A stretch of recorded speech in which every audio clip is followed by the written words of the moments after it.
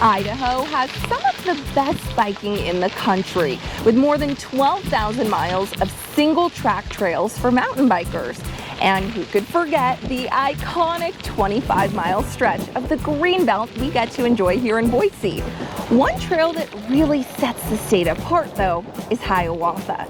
You're looking at a decommissioned transcontinental railroad that has been converted into a trail for bikers.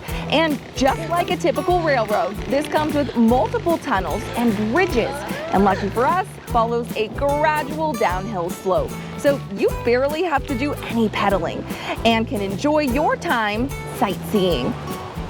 Hiawatha is one of the most iconic and scenic bike paths in the state, but it's not actually entirely in Idaho. The path actually starts in Montana and then crosses you back over into Idaho after the first mile. And from our starting point in Coeur d'Alene, it's going to take an hour to get here. And there's a lot of prep you have to do ahead of time. Go online to ridehiawatha.com to book tickets, bike rentals, helmets, and bike lights, all of which are mandatory in order to experience the trail. I am so excited. This looks awesome.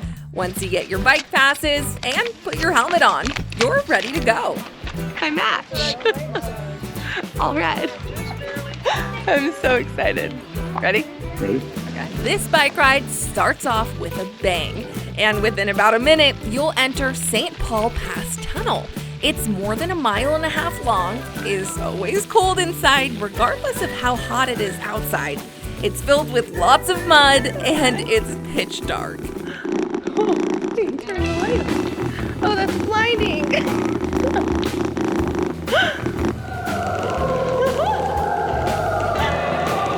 My laugh is echoing.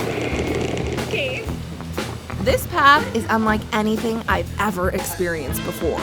It was actually open to the public 20 years ago and is strictly for bikers, so no need to worry about any motor traffic in this specific tunnel. The 1.6 mile stretch will take you under the Bitterroot Mountains and is actually where you'll cross state lines. By the time we got out, Oh my god.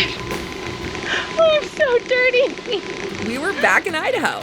Along the 15-mile route, you'll see multiple plaques where you can learn about the history of the railroad, which dates back all the way to 1905. The 6,000 miles of track started in Chicago and expanded west for the Pacific Extension, which is what you're looking at right now. The track took 9,000 men 5 years to build. Looking around, I can see why it took so long, especially when you take into consideration how cold the winters can be and how much detail had to go into constructing all of these tunnels. More than 100 years later, I can say they did a great job. And lucky for us, there's 10 of them that we get to go through, and no two are exactly alike.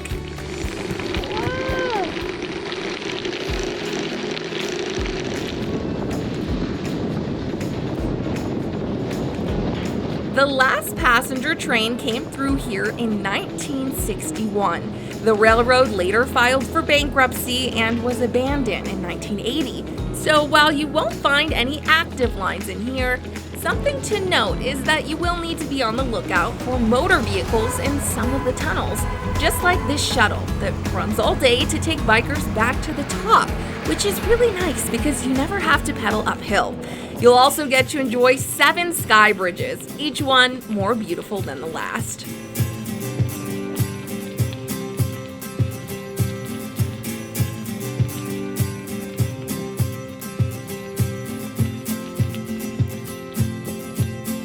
All in all, it only took us about 2 hours to get to the bottom, where we hopped on the bus and headed back to the base of tunnel number 1.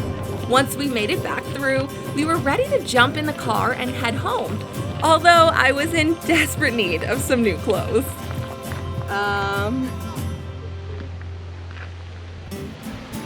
I got dirty again.